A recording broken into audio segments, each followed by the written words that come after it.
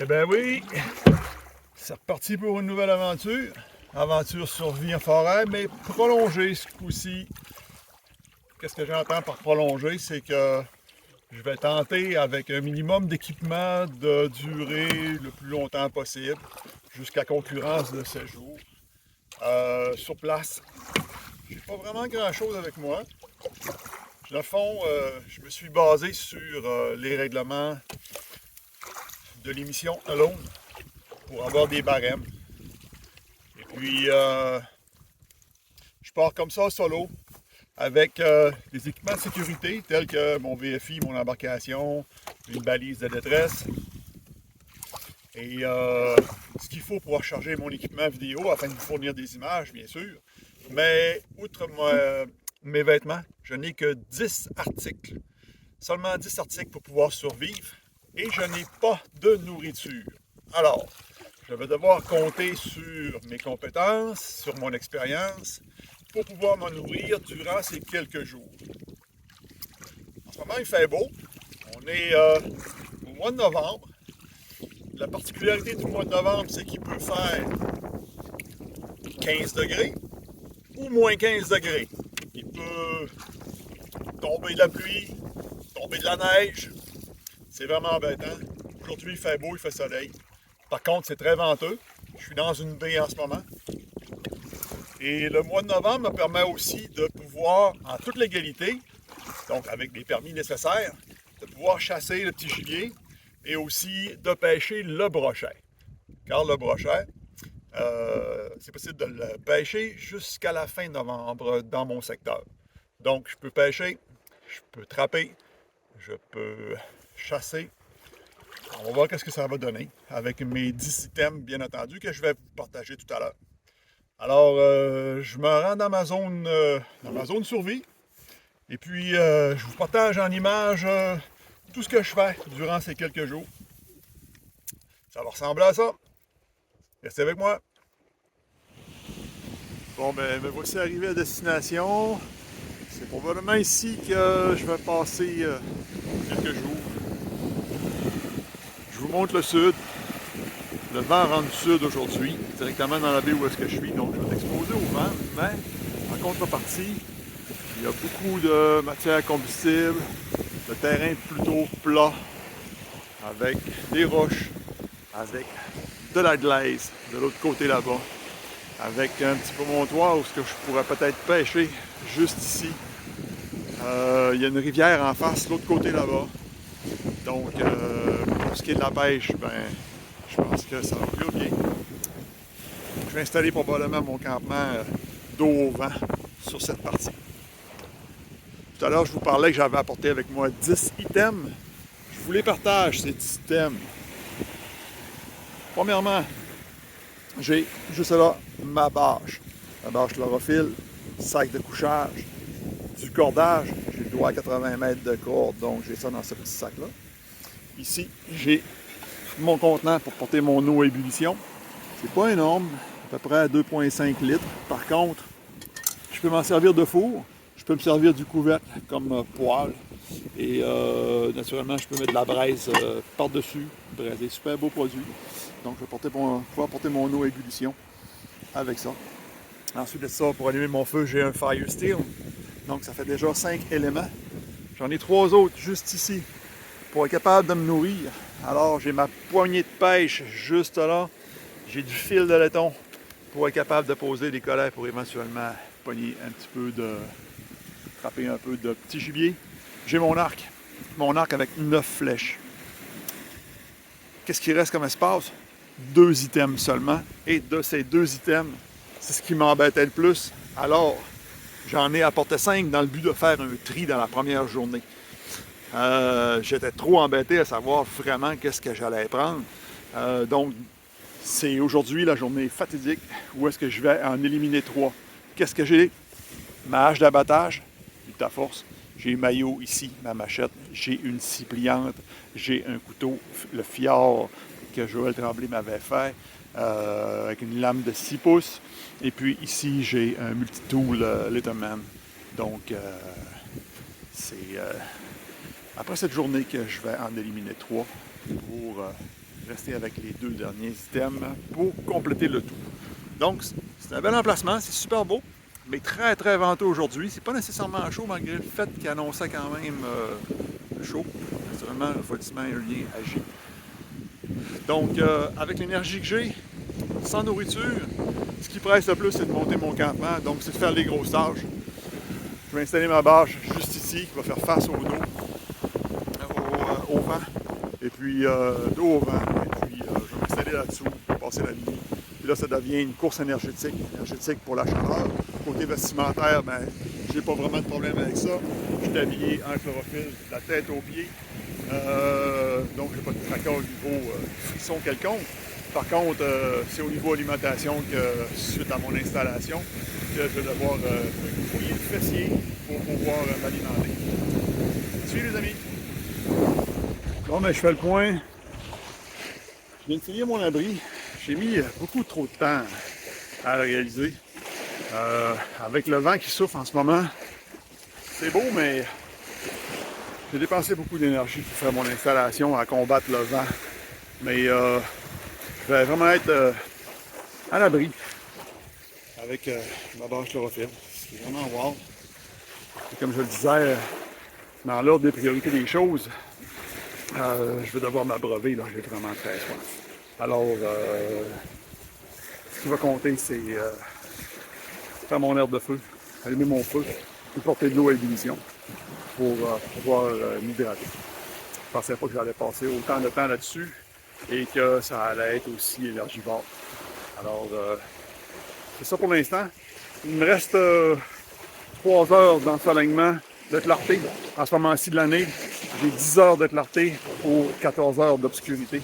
Alors, il faut que je maximise le temps que j'ai avec la belle lumière naturelle. C'est là que je suis rendu.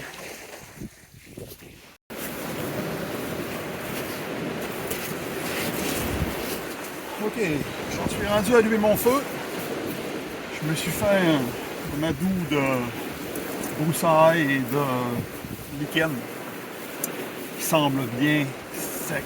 Tout ça semble bien sec. Je fais mon fire steel pour allumer le tout, c'est tout ce que j'ai. On va voir ce que ça va donner. Ok, c'est parti. Heureusement, avec le mélange semble bien. Je vais ensuite déposer des branchages de petit format. Je vais allumer le tout et porter mon eau à ébullition. J'ai tout mon air de feu avec un modèle à 2 phases potentielles, c'est-à-dire je peux le pousser dans le fond jusqu'à je vais avoir une cheminée, je peux le garder tout près de l'ouverture pour pouvoir porter mon eau à ébullition en utilisant une branche de bois vert que je vais déposer à proximité de cette manière.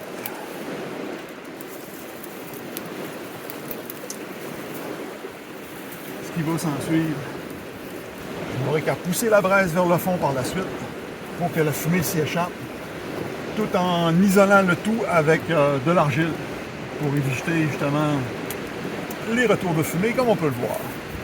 Alors, je vais pouvoir boire sous peu. Petit tour intérieur, ça va ressembler à ça mon air de dodo.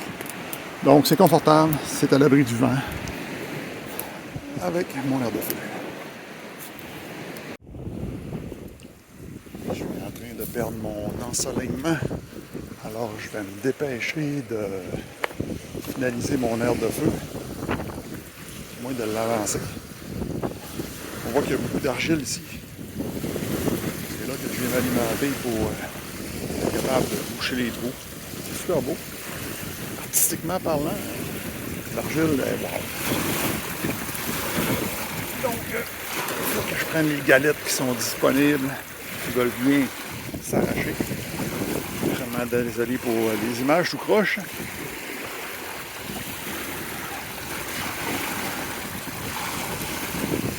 On y va avec ça. Parce qu'après, ça va être la corvée de bois.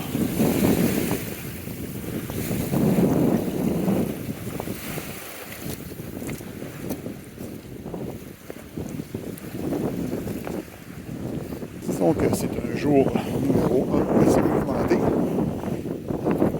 Pour remarquer que j'ai réussi à déposer mon contenant directement sur la cheminée, à la sortie de la cheminée. Ça a son effet. Je vais quand même pouvoir utiliser les côtés pareils à la sortie, mais on va voir si le résultat est assez efficace pour ce qui est de l'ébullition à partir de là. Donc, ce que je fais en ce moment, c'est que je suis en train de remplir tous les orifices, tous les craques, les trous, dans le but que la fumée, le feu, la chaleur s'échappe par le haut de la cheminée. C'est vraiment ça l'idéal pour être capable d'éviter les retours de fumée dans ma zone de bâche. Puis, à la limite, si j'attrape du poisson, je vais pouvoir me servir de la partie supérieure qui est juste ici comme fumoir, à la limite aussi. Alors, c'est un peu pour ça que j'ai fait ce type de modèle. Puis, ça va éviter aussi les retours de flammes et les possibilités de feu sur ma bâche. Donc, c'est ça pour l'instant. Je continue à boucher les trous. Puis après ça, ça va être une corvette de bois. Puis, ce qui presse le plus par la suite, mon Dieu, c'est peut-être agréable d'essayer de lancer une ligne pour avoir quelque chose à manger pour le souper. Sinon, ben, il y a un aune juste là, avec des chatons d'aune que je pourrais me nourrir de ça pour le jour. En ce moment, c'est là que j'ai le plus d'énergie. Donc, c'est pour ça que je fais les plus grosses tâches. Ce qui demande le plus d'énergie, bien entendu. Alors, c'est ça pour l'instant. On se revoit tantôt.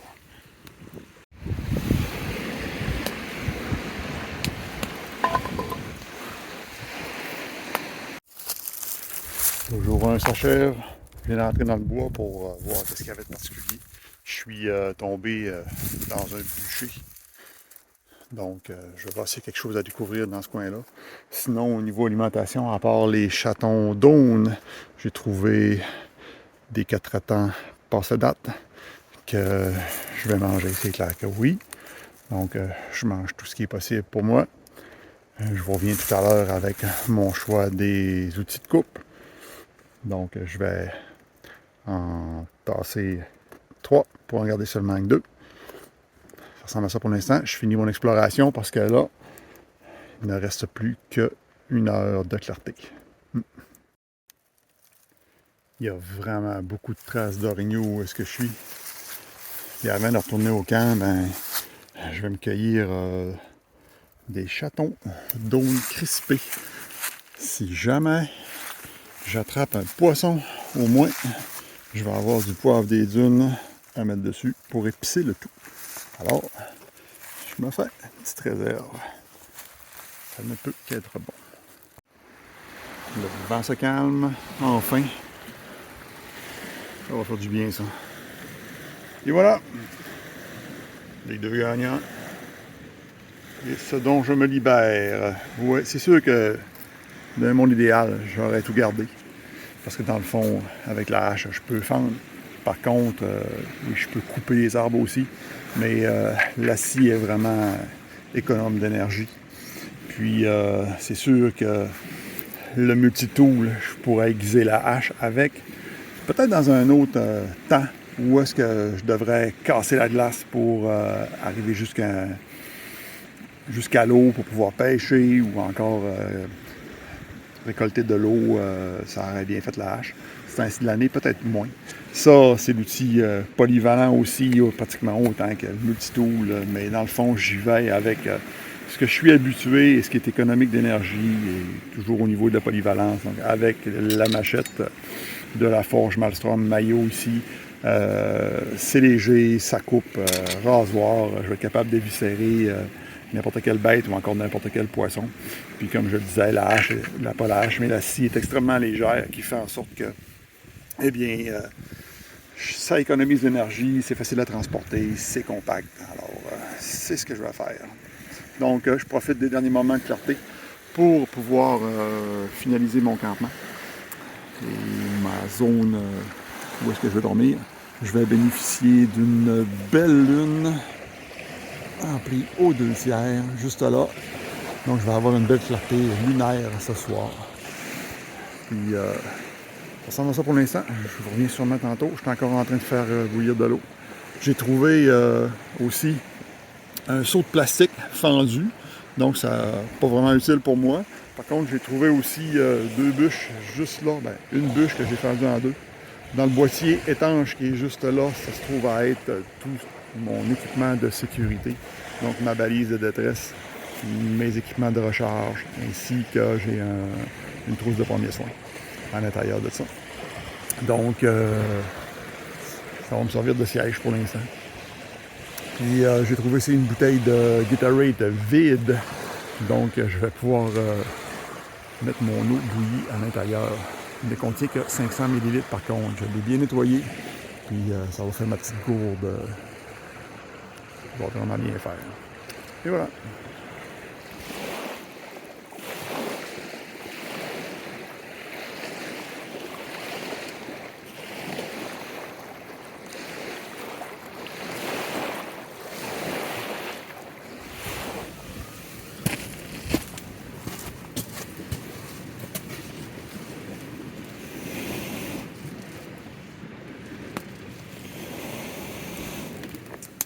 Je suis en train de me faire sauter des chatons d'aune à la poêle. Donc, ça me prenait un petit peu d'intensité pour être capable de faire sauter le tout. Puis, probablement que ça va être mon souper de ce soir.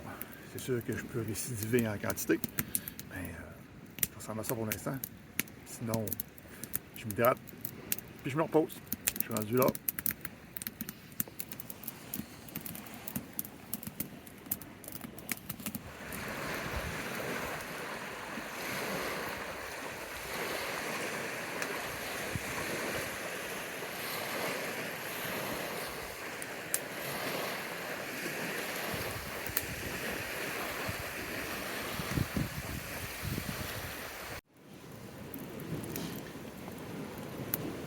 Je vous confirme que mes habitudes de Nord-Américain prennent le dessus avec mes 3 pas par jour qui, en temps normal, m'alimentent. Puis là, la fatigue s'installe, la faim s'installe. Oui, j'ai vraiment faim. Mais c'est ça, c'est l'expérience. Alors, j'ai pas mangé grand-chose. Donc, j'ai plus moyen de faire grand-chose non plus ce soir. Alors, tout ce que je vais faire, c'est me reposer, alimenter mon feu, profiter de la chaleur. Et puis, pour récupérer comme il faut cette nuit, pour faire face à la situation demain, en fin de compte, pour pouvoir justement, je vais vraiment focusser nourriture, pêche et chasse. Alors, c'est ça, manger, passer une belle nuit. Puis je vous laisse avec de superbe lune. Puis oui, je viens de voir passer un bolide qui a laissé une belle trace de fumée derrière, telle une étoile filante, mais pendant plusieurs secondes. Une grande traînée de fumée, c'est vraiment wow. Oui, j'ai fait un feu, je vous dis pas c'est quoi, je vous dis pas c'est quoi mon vœu, c'est clair. Je veux qu'il se réalise. Et puis, on se voit demain matin. Je vous laisse avec la lune. Salut!